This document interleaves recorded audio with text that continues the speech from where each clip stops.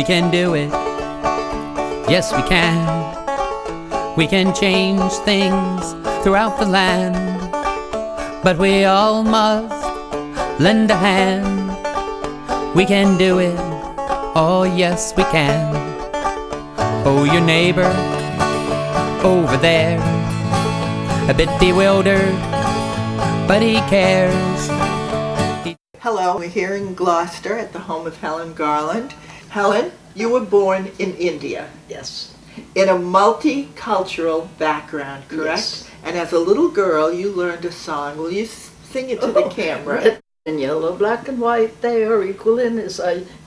God or Jesus loves the little children of the world. And this was the song I sang.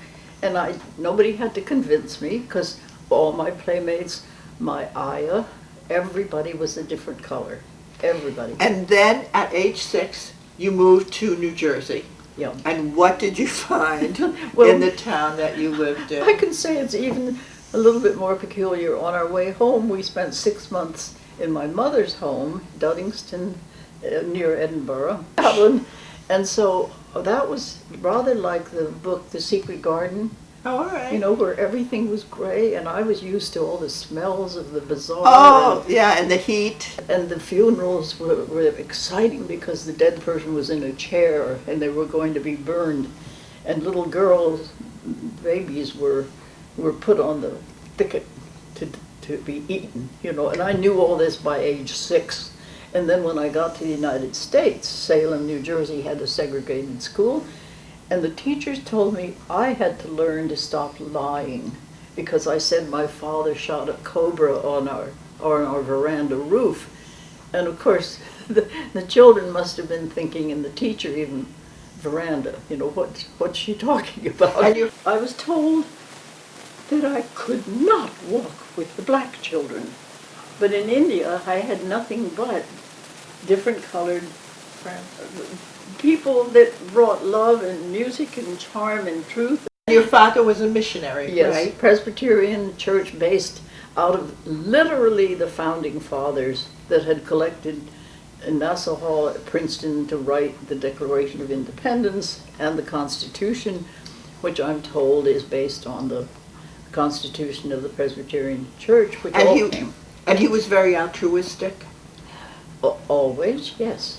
And how did you do in this segregated situation? It must have been very different from what you'd grown up with. No, I just had to learn, as in Scotland, to keep my mouth shut. Because I would have been disagreeing with, my grandparents, my parents. So I think that's a rather peculiar way to describe myself at age 6. But I do believe that from empathy and wanting to be friendly with everybody, I learned not to argue every point that came up. And your father learned that the black people had to sit in the upstairs in the balcony in the white church, right? The whole country knew that. Like that was. What year was that, would you say? 1932. I wasn't born yet. Oh my God.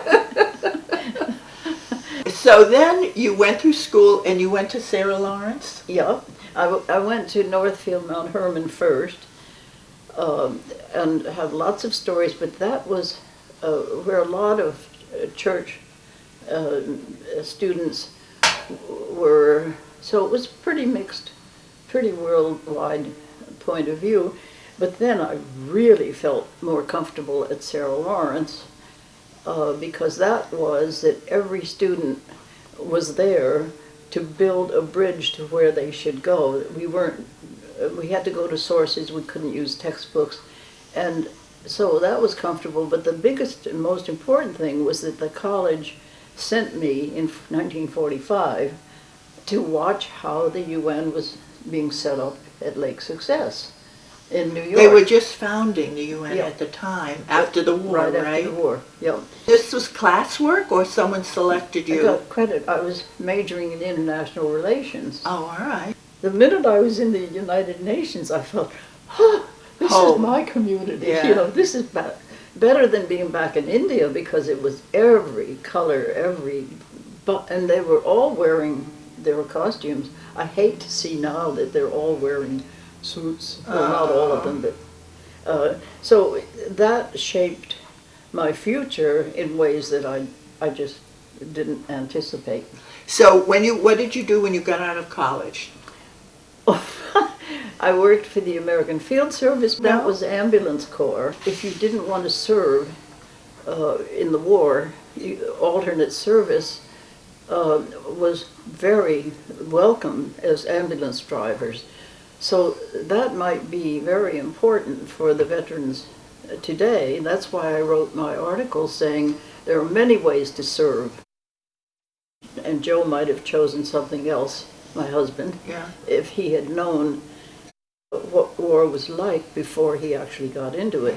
Where did you drive the ambulance, here or? No, my father's favorite uncle, his wife taught at Sarah Lawrence, and I was very close to them, and he had served in World War I in the ambulance corps and wrote books about it.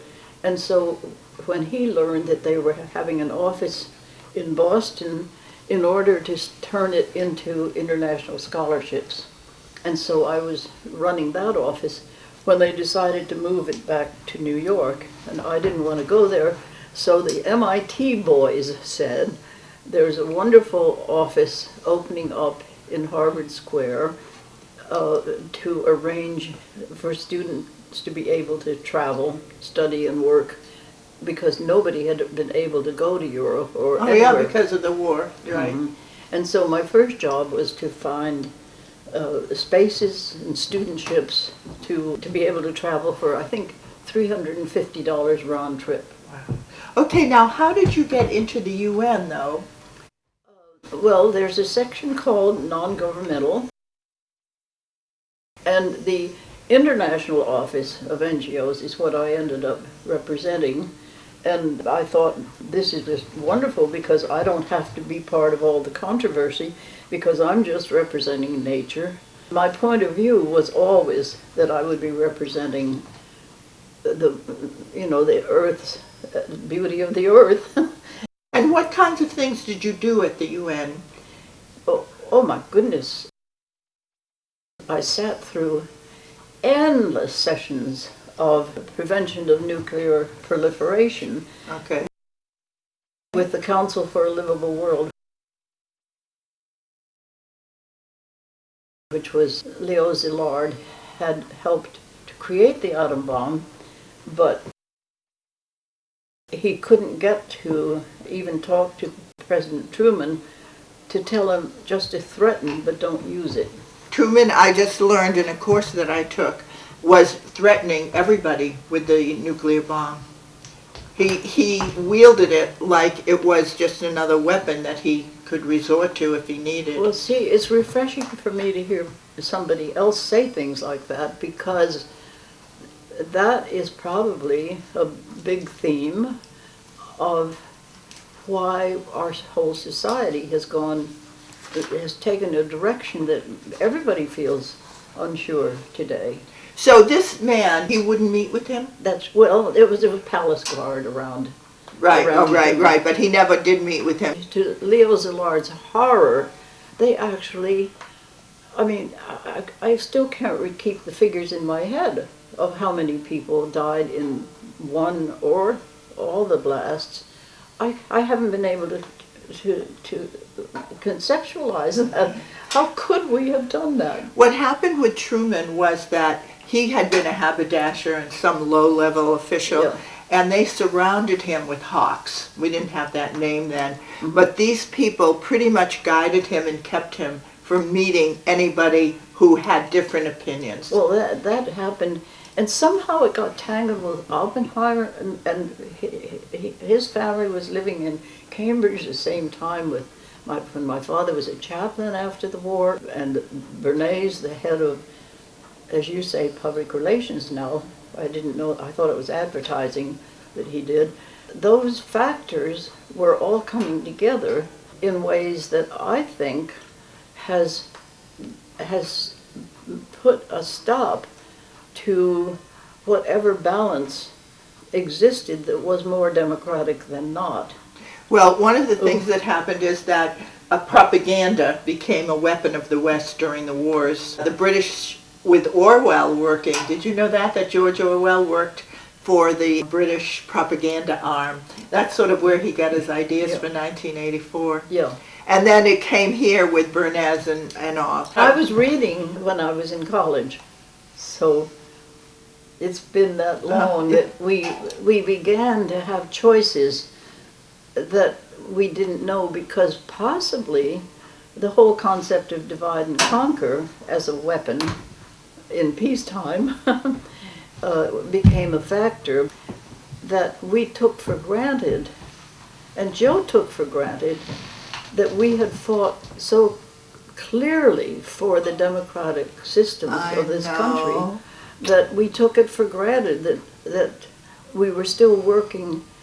And he loved on this very porch to point across and say, that's where the fishermen of Gloucester and the farmers of Gloucester and everybody else, all the women as well as the men, won the revolution, because they captured every vessel that the British sent over with supplies, and they took it into Freshwater Cove, quickly took the masts down, and the British kept thinking their ships were sinking. But no, the supplies were then taken by the people to Cambridge. So nuclear proliferation was a question at the time you were there. What other issues were coming up?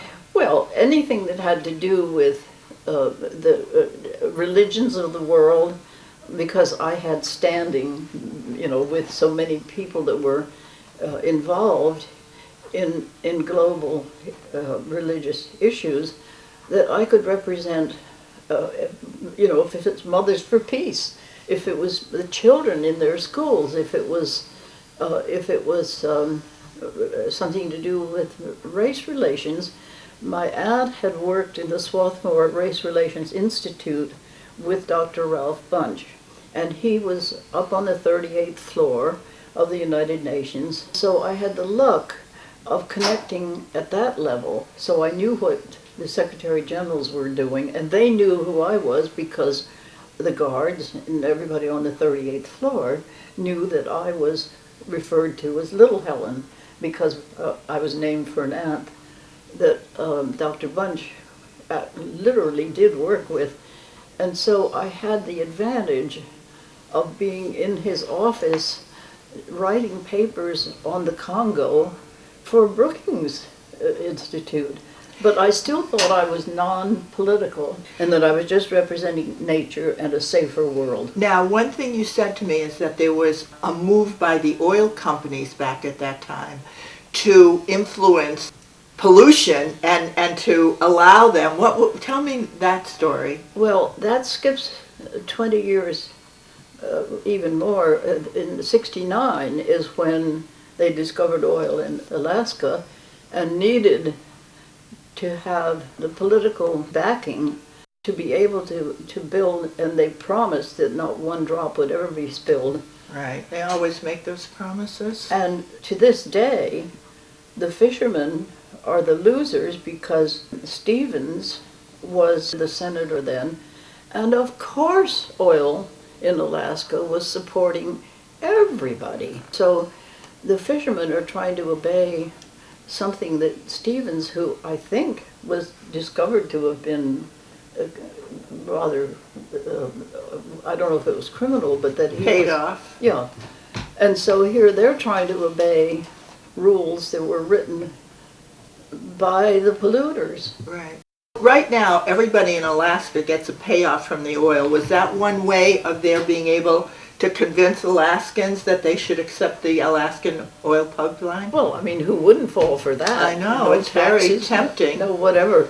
But I'm not an expert in the Alaska thing, except to realize that the pipeline was okayed by a vote of Spiro Agnew. Oh, he came in and he broke a tie, right? Yes. Yes, that's where our troubles, because Nixon was so besieged by what I guess are the origins that we're supposed to be talking about, and nobody is yet, but where the confusion of 8 oil companies that were required to build Alaska pipeline because it was going to cost $15 billion. And the head of the Alaska pipeline went to British Petroleum first because that was the deepest pockets, because it was government owned.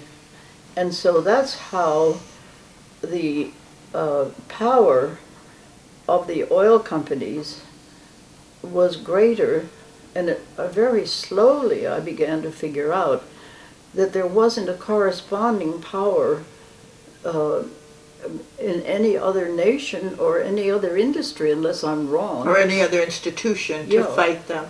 Yeah, so that what happened was that the thinking became dependent on whatever public relations people were projecting, even going back to, let's see, when would I first notice it? Stopping the idea that Jack Kennedy had of creating peace in the world, which meant getting together with what would have been enemies, but doing it in a way that all his cabinet members would be finding out how to increase world cooperation in each area of concern: agriculture, banking, health, education, and that by each cabinet member reporting back to him, he didn't have to say that he believed this or that. He could say the people have. But the idea then would have been cooperation in making something that satisfied everyone instead of competition. And giving you something positive to work on instead of being helpless observers of chaos and worse. And that's why I think right now the world needs that idea that Jack Kennedy put into action in 1961, or two. It began in 61, but he probably learned about it from the UN in 62. And so cooperating with the UN and with all the people of the world doing more positive thinking. How can we... That's where the Peace Corps grew out of, right? Yeah. That our youngsters would go abroad and work with these people and learn about other cultures. It seems to me the more I read, the more Kennedy was aware of the need to have a democratic people power base for whatever policies. Well, I think what's happening now, if you look at the amount of support, say for gun control, and there's no gun control, or for a whole bunch of issues, the American people have been pretty much disenfranchised because the government is responding to corporate demands rather than to public sentiment. Well, that would certainly... I think Kennedy was trying, maybe what you're saying is he was trying to turn that around. Well, but so then of course you have to ask, is that a factor in the fact that he was trying to back into the same, let's try and work together with some portion of the world, the rest of the world. Right.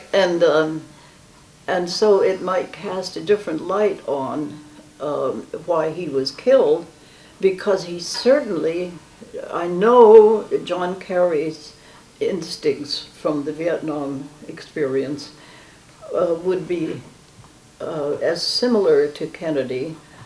At the time, right? Yeah, and that they're probably locked in the same PR power base, whatever you want to call it. Yeah. But, see, I haven't tried to figure this out until recently, but the books that I've been reading are all pointing to the same, that Edward Bernays said that the few men who could think in terms that could control masses were the manipulators that allowed democracy. And I'm saying, whoa, wait a minute. No, that's the opposite of democracy. So I think we have to go back. Let me just rephrase what you're saying. He was saying, if we can propagandize and convince them of a certain way of thinking, then they will democratically support what we want. We'll have the support of the people, but not let's give them the unvarnished facts and let them think about it and then see what the American people want to do. Well, I think that is the theme of what I took for granted, Joe took for granted, that we had proven that this country could get away from the concept of kings and whatever it is, rulers. Right. And it worked until, I'm going to begin to say, until propaganda and public relations got into the biggest pot of money in the world. Now, I think I'm going to say that. Yes. So the idea being, if we can control the means of information, which means getting billionaires to buy all the media, then we can get the people to support the programs, not realizing that it's really top-down decision-making and you don't really have a part in it. It doesn't work.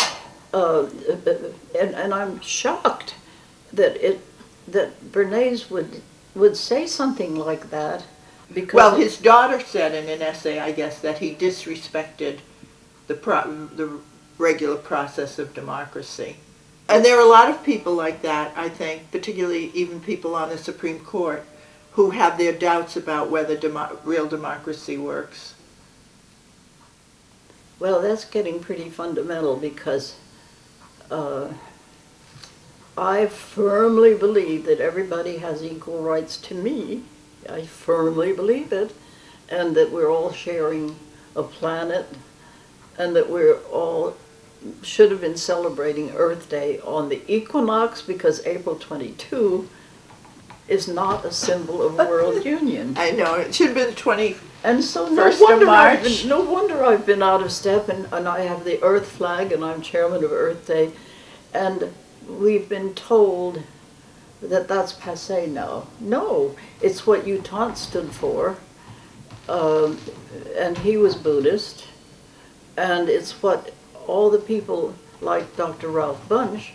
And so if we're fighting about race now, that's almost, I mean, that yes, the subject ought to be raised, because I certainly was born to know that that was somehow not suitable. I'm trying to be tactful or diplomatic, but that we have to understand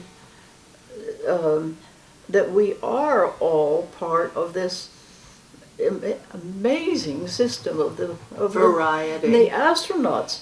So I tried to find an astronaut to come speak for Earth Day, and I couldn't get a single office to tell me the name of an astronaut to call. And so I thought, well, now the school kids aren't learning that Kelly's brother, twin, is up there circling the Earth with a Russian astronaut. And hardly anybody knows that. No, I mean, this is crazy. My college had sent me to the United Nations in 1945 to see how it was formed.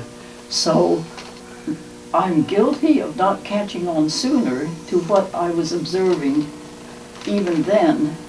And your lecture today is absolutely brilliant.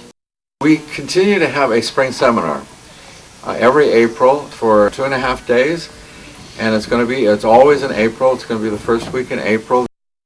People from all over the United States, all over Canada come, and we get even international people. It's intergenerational, and it has been 50% youth between the ages of 14 and 18, and adults. It's inspirational. I mean, just watching the youth, they come from all over the United States and Canada. A third of our participants come from Canada because they understand the UN better than Americans do. What would you say to someone about how things are going today? It hasn't improved, has it? Oh, it's such a convoluted subject that the first thing you'll hear is that I'm conspiracy-minded. No, I was watching the role of secrecy, as it became more and more supported by the empire builders, I think we're hitting some awfully big themes here. Even Bernays says that the men who've been ruling the world so that you can be democratic. No, come on, it doesn't make sense. If it had been more of a balanced male-female approach to life, Right. and there again, having spent 18 years with Margaret Mead, you'd think I would have heard this subject, but I don't think I ever heard her mention anything like this, but it's something new that we have to think about. Well, this has been a wonderful visit. Thank you so much for sharing. Well, I'm so pleased that you've brought these issues because they're so divisive today that I don't know how to handle it. I mean, My children don't want to hear me talk either, so we're in the same boat. and married a Harvard law student, Robert Carlson, 4 children in 4 years. You may ask, what can one do when the problems seem so huge? Start to learn, work my friends, keep your eyes on the prize to the end. 'Cause the problems can all be solved with dedication and a little resolve. Obstacles slowly dissolve when we all just get involved. We can do it. Yes, we can. We can change things throughout the land.